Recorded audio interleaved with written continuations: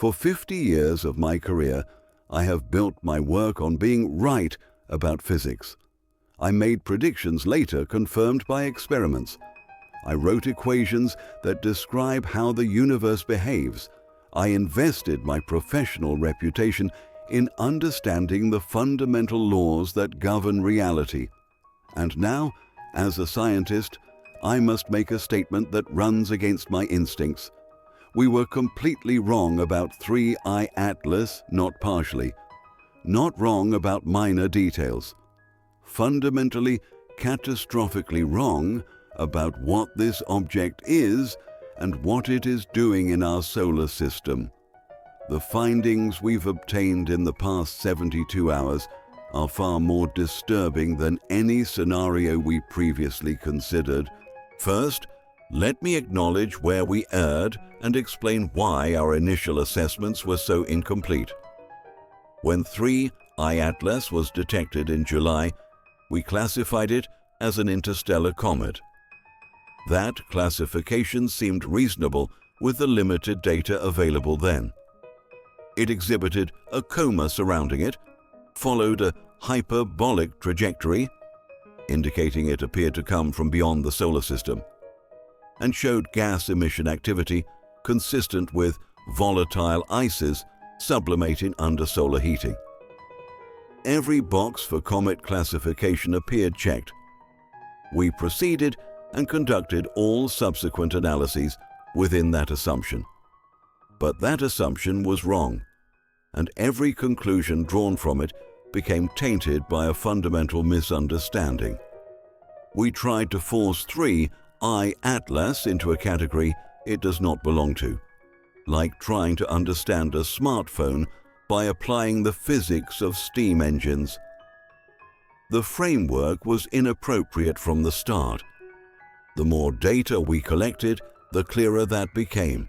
Yet, instead of rebuilding our model from first principles, we kept adding exceptions and special cases to save the existing framework. The first crack in our common hypothesis emerged in October when we detected that strange deceleration. Natural comets do not slow down like that. Physics does not work that way.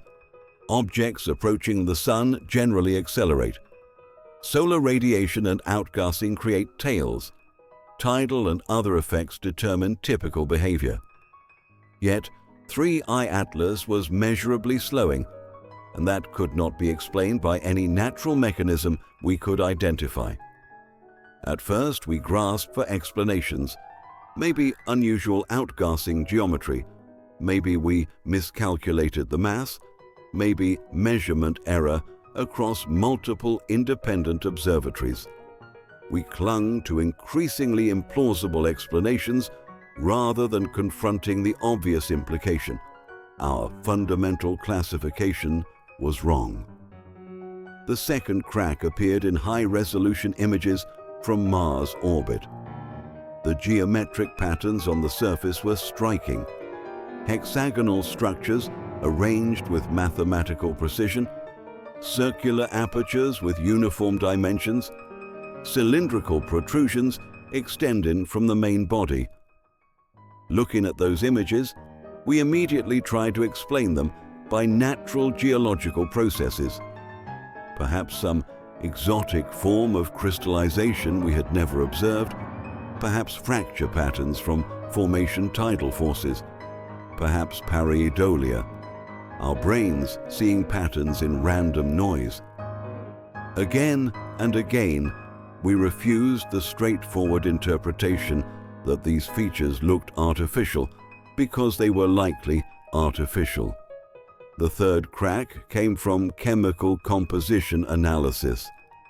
Measurements showed the object contained about 96% carbon dioxide and virtually no water. That ratio does not occur naturally in any formation scenario we can model. Every comet in our solar system shows water as the dominant volatile because water ice forms readily in stellar nebulae. Discovering a comet with almost no water is like finding a fish that doesn't need water to survive. physically possible, but evolutionarily inexplicable. Yet we continued trying to force it into natural formation models, rather than questioning whether the formation framework was even the right one to apply. But the blow that shattered our model completely arrived during perihelion, in the last 72 hours, with data from the close approach. 3I Atlas reached its closest point to the Sun on October 29th. Every major telescope and spacecraft that could observe it was pointed that way. Roughly 48 hours of continuous data were gathered.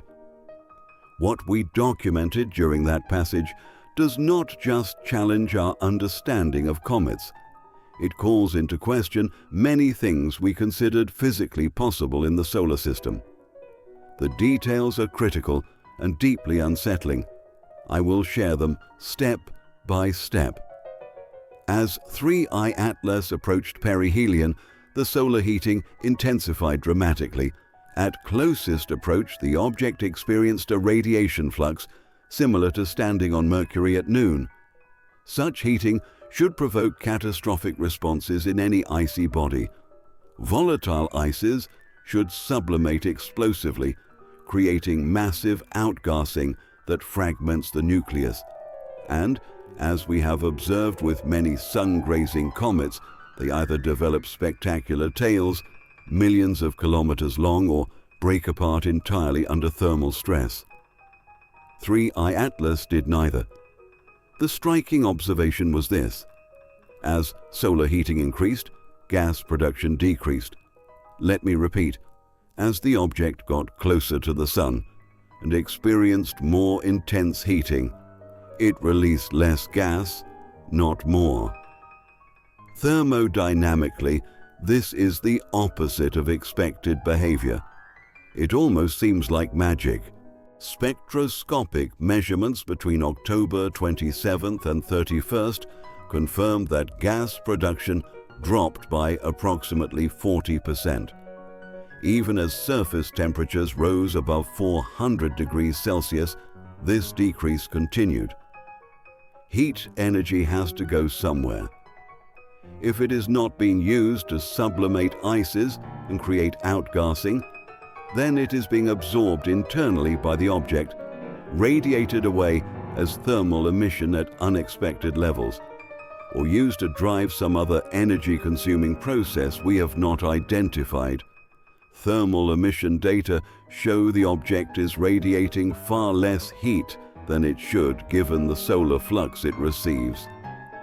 In other words, 3I Atlas appears to be capturing and storing tremendous amounts of energy internally. Natural rock and ice bodies do not do this. They heat, melt, fragment, or radiate energy away as infrared. Dr. Linda Foster at MIT ran detailed thermodynamic models assuming various internal compositions, from pure water ice to solid iron, to exotic materials like aerogel or carbon nanotubes. None of the models hold.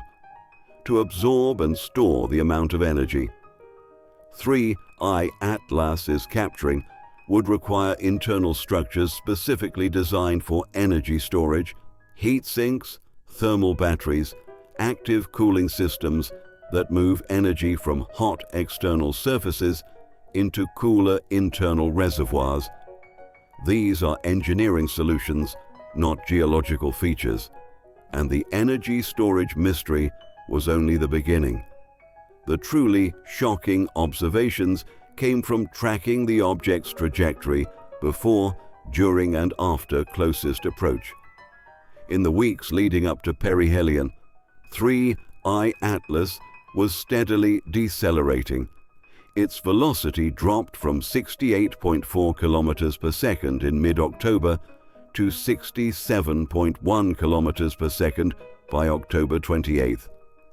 Then, during perihelion itself, on October 29th, something extraordinary occurred.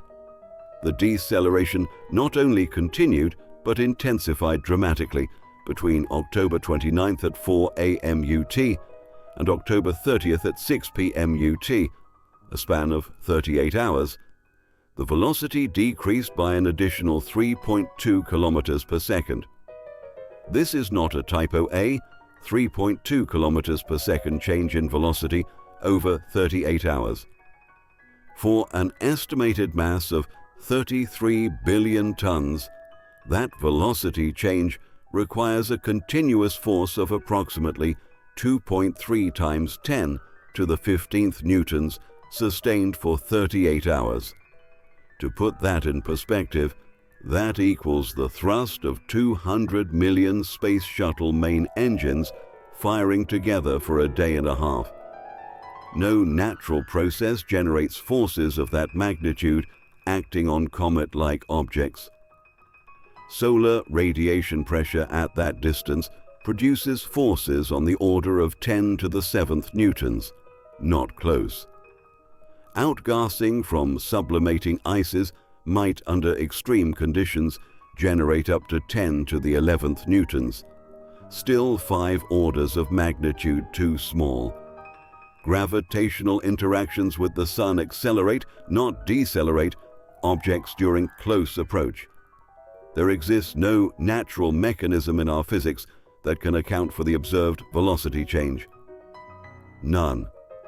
Dr. Robert Martinez at Caltech, an orbital mechanics specialist, has been reviewing the tracking data for 3 days. His assessment is unambiguous.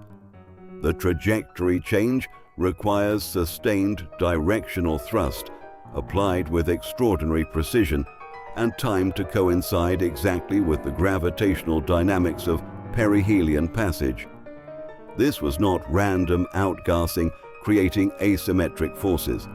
This was controlled propulsion executed to achieve specific orbital modifications. And the timing suggests whoever or whatever controls 3I Atlas understands gravitational mechanics well enough to exploit the Oberth effect, using the Sun's deep gravity well to maximize the efficiency of propulsive maneuvers. Practically, that means firing small amounts of thrust at very high velocity, where the energy payoff for trajectory alteration is maximal. Here is what makes this absolutely terrifying. The trajectory modification was not a random course correction.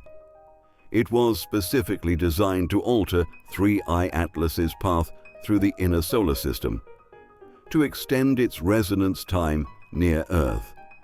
Before perihelion, the object was on a hyperbolic escape trajectory that would have carried it out of our solar system by late November. After perihelion, the orbit was modified into an elliptical path that keeps 3I Atlas within the inner system for at least another 8 months, possibly longer if additional maneuvers occur. Let me be explicit. 3I Atlas deliberately used the perihelion passage to trap itself in orbit around our Sun. It is not merely passing through anymore, it chose to remain. And it chose to remain in the region of the solar system where Earth orbits. That choice, if it can be called that, implies awareness of our planet and a deliberate decision to remain nearby, perhaps for observation or something else we have not identified.